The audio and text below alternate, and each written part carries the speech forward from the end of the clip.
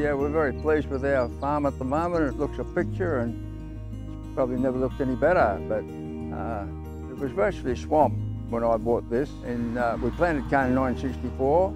We started harvesting in 1966, and after growing a few years, we discovered that the drainage wasn't adequate enough, so we handed in our cane assignment and were stuck with dairying. And for a time after the cane, we had trouble establishing pasture. Because we're growing cane, it was denuded of all pasture, and we just couldn't get pasture to grow for about 3 years or so. And now we're applying spraying microbes on our paddocks.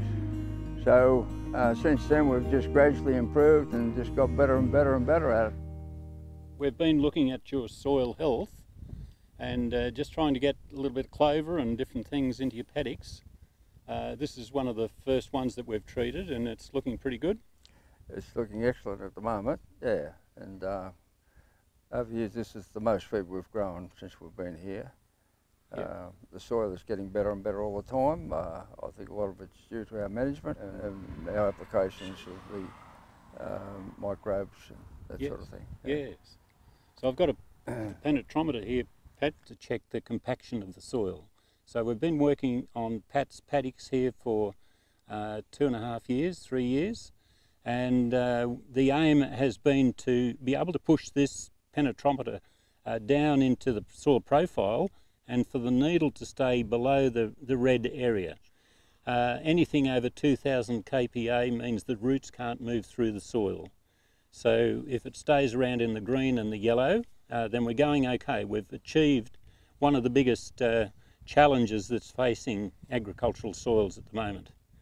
We'll just do a little check. That'll be interesting. And see how we go. Into the soil here now. And the needle's starting to climb, it's staying into the green.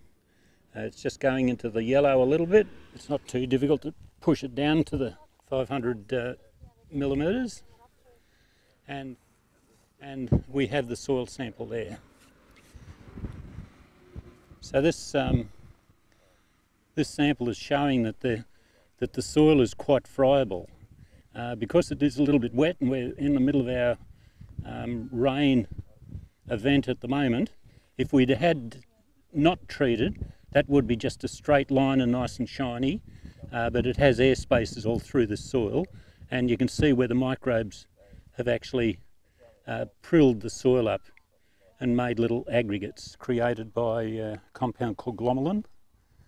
And glomalin is produced by microbes and fungi in the soil, and they're like little cities, and there's air spaces in between.